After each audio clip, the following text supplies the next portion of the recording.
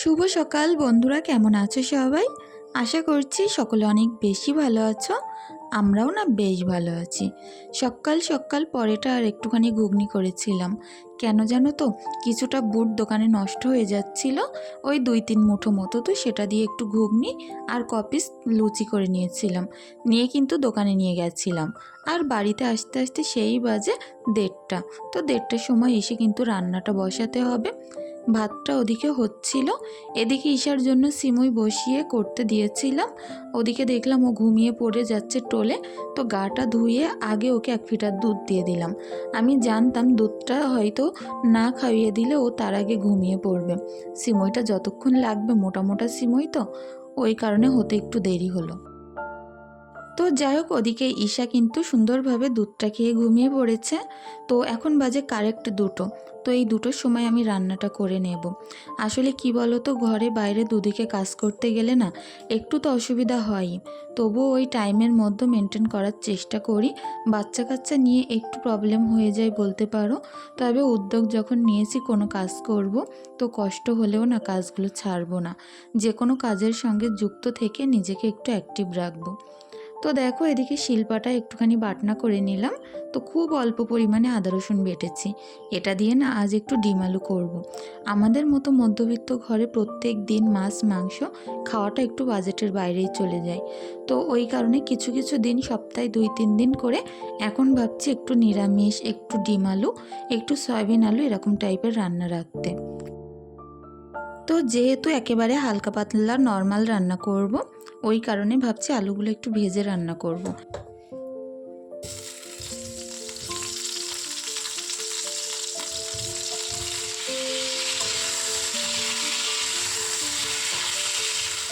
একটু অন্যরকমভাবে ডিম আলু করব।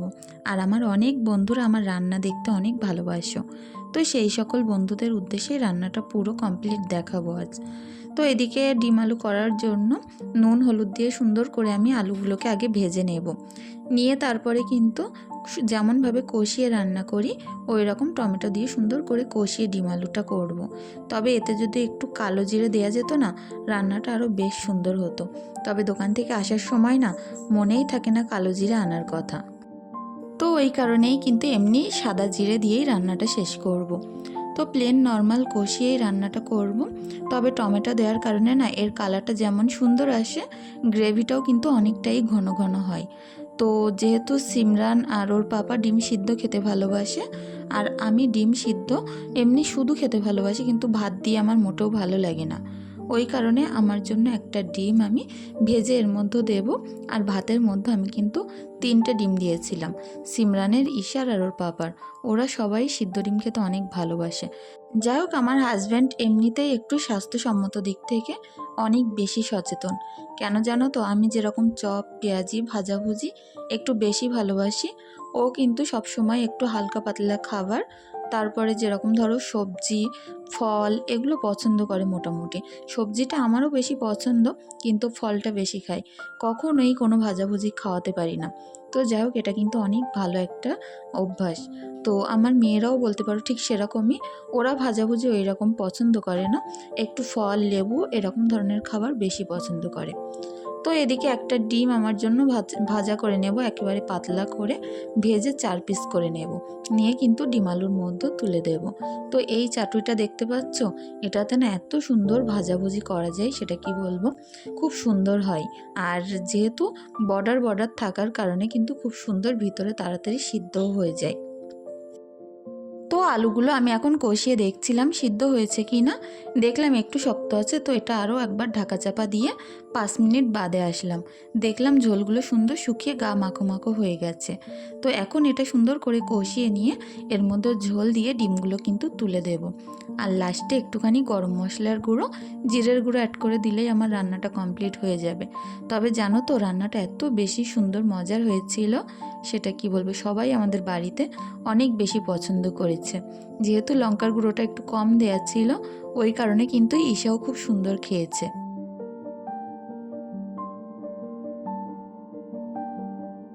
তো আজকের মতো তো মোটামুটি রান্নাবান্না শেষ। তো এইবার শুধু মাজা ঘষার পালা। সকালবেলা কিন্তু আমি যখন দোকানে গেছিলাম অনেকগুলো বাসন পুকুর থেকে মেজে গেছিলাম। তো এখন মোটামুটি ওই অল্পই আছে, রান্নার পরে যে কটা পড়েছে আর কি। তো এইগুলো এখন আমি বেসিন থেকেই মেজে নেব। অল্প বাসন মাজার দিক থেকে আমার বেসিনটা ঠিক আছে, কিন্তু বেশি বড় বাসন হলে কিন্তু এখানে মাজা যায় না, কারণ আমার এই সিঙ্কটা না অনেকখানি ছোট, অনেক কষ্ট করে এখানে কাজ করতে হয়। আর যেহেতু আমার এই গ্যাসের চুলাটা পাশেই আছে, এখানে বেশি যদি ধোয়াধুয়ি করেছি তো পানিগুলো গড়িয়ে না সব গ্যাসের চুলায় ঢুকে যায় তলায়, আর তা নয় কিন্তু পাথরের ফাঁকা দিয়ে দিয়ে নিচেই পড়ে।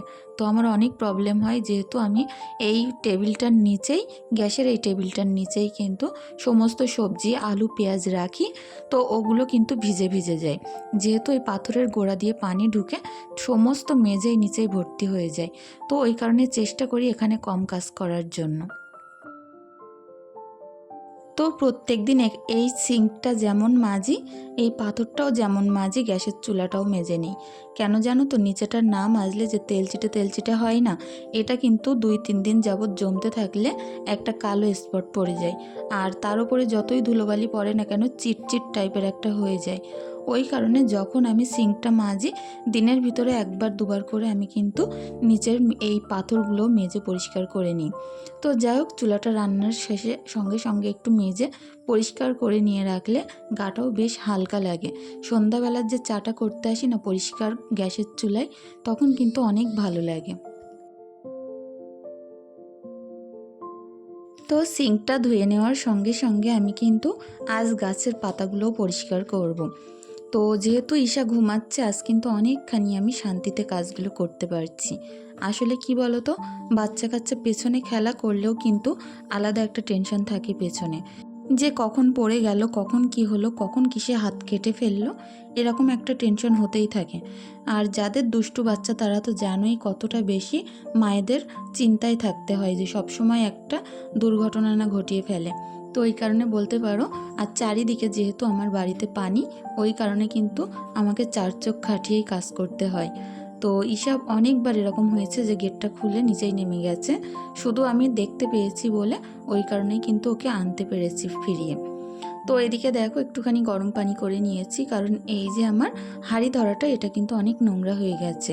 এটা একটুখানি গরম পানিতে দিলাম, কারণ অনেক তেল চিটে এটা। তো কাল আমার অনেক বন্ধুরা অনেক সুন্দর সুন্দর কমেন্ট করেছো, তাদের নামগুলো বলে নিই। পিউ বিশ্বাস, জয়তৃষ্ণা, জাহিদ খান, খাদিজা আর সিমরান আর শাবানা ব্লগ। তো সকলকে জানাই অনেক অনেক ধন্যবাদ এবং অনেক ভালোবাসা।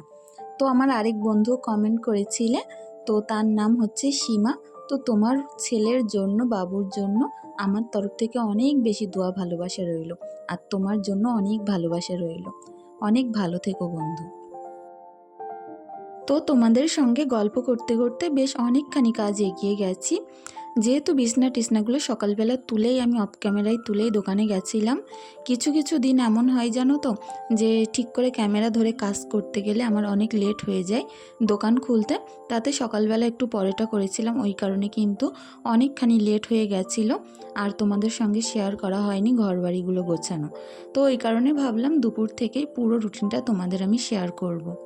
তো যেহেতু এখন দুপুরবেলায় এই গাছগুলোয় পানি দেওয়া উচিত হবে না, তবে দেখছি সকাল থেকে প্রচণ্ড রোদ্দুর লেগে পাতাগুলো কিন্তু একটু কেমন জানি হয়ে গেছে। ওই কারণে নর্মাল পানি একটুখানি, তার সঙ্গে একটু ন্যাপথলের গুঁড়ো, এই দুটো জিনিস দিয়ে কিন্তু গাছগুলোয় স্প্রে করে দিচ্ছি।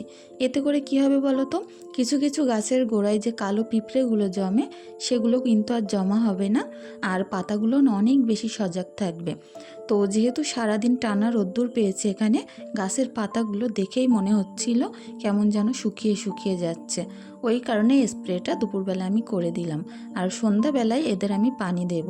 এদেরকে না অনেক ভালোবাসা দিয়ে আমি বড় করে তুলেছি, আর বলতে পারো মন খারাপের দিনগুলোই এরাই কিন্তু আমার সঙ্গী, মনকে ভালো করে রাখার জন্য।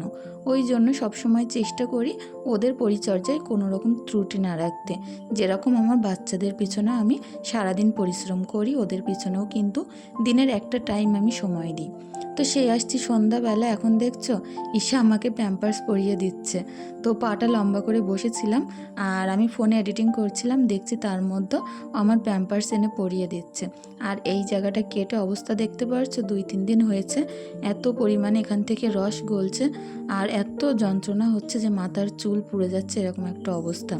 তো সেখানে সিমরান একটুখানি পাউডার লাগিয়ে দিচ্ছিল। যাই হোক বন্ধুরা, আজকের ভিডিওটি আর বেশি দূর বাড়াবো না, সকলে অনেক ভালো থেকো।